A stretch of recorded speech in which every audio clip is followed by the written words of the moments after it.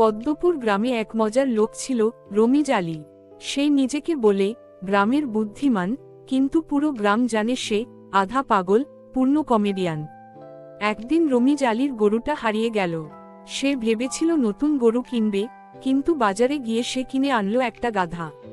ফুলজান মাথা চাপড়াতে লাগল। ফুলজান চিৎকার করে বলল, গরু কিনতে গিয়া গাধা নিয়ে আসছো? মাথায় সমস্যা হইছে? এইটা কোনো সাধারণ গাধা না, হাওয়া খায় আর হেঁচকি দিয়ে গান গায়। পুরো গ্রামে গুজব ছড়ালো, রমিজ আলীর গাধা হাওয়াখোর গাধা। সবাই গাধাটাকে দেখতে আসতে লাগল।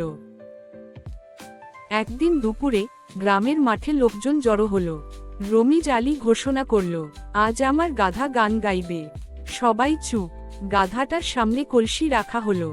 রমিজ আলী একটা ঢাক বাজাতে বাজাতে বলল, এবার শুরু হোক গান। গাধাটা প্রথমে হেঁচকি দিল, তারপর কর্কশ গলায় ডাক দিল, ইয়া হাওয়া, হি হি হি হি। পুরো মাঠ ফেটে হেসে উঠল। এক বুড়ি বলে উঠল,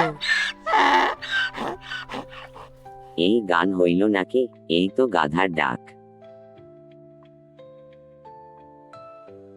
তুমি বুঝবা না বাপু, এই গানে একটা মেসেজ আছে, হাওয়া সবখানে, বুঝলা? গাধা প্রতিযোগিতা ও লজ্জার ঘটনা। একদিন গ্রামের হাটে গাধা প্রতিযোগিতা হলো, কার গাধা সবচেয়ে বুদ্ধিমান। রমিজ আলী তার হাওয়াখোর গাধা গাধাকে খাবার চিনিয়ে দিতে হবে। সবাইয়ের গাধা চাল ডাল চিনে ফেলল। রমিজ আলীর গাধা গেল এক ছাগলের পেছনে। গাধার বিয়ে ও বিপদ। রমিজ আলী একদিন ঘোষণা দিল, আমি আমার গাধার বিয়ে দিতেছি। গ্রামের সবাই মাথা ঘুরিয়ে ফেলল। গাধার বিয়ে হলো গ্রামের এক বিধবা গাধীর সঙ্গে, নাম তার কুসুম। দুই গাধা একসাথে হেঁচকি দিতে দিতে বিয়ে করল। কিন্তু বিপদ হলো বিয়ের রাতেই। গাধাটা হাওয়ার চাপে এত গ্যাস ছাড়ল যে পুরো বাড়ি ধোঁয়ায় ভরে গেল। ফুলজান চিৎকার করে উঠল, গাধা হয়ে গেল হিরো। এক রাতে চোর ঢুকল গ্রামের ধনী লালচাঁদ দার বাড়ি। চোরের হাত পা বাঁধা মানে নয়, সে সিধা ঢুকে সিন্দুক খুলল। ঠিক তখন রমিজ আলীর গাধা, যেটা হারিয়ে গেছিল, সেখানে হাজির। গাধাটা এমন বিকট হেঁচকি দিল আর হাওয়া ছাড়ল, চোর অজ্ঞান। পুলিশ এসে বলল,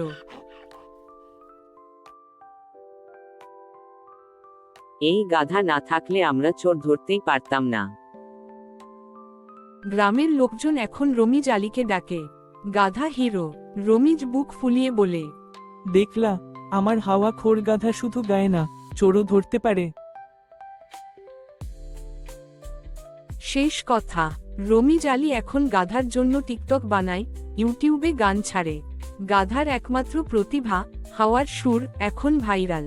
গ্রামের লোকজন এখন বলে, হাসতে চাইলে রমিজ আলীর বাড়ি যাও আর হাওয়াখোর গাধার ডাক শোনো।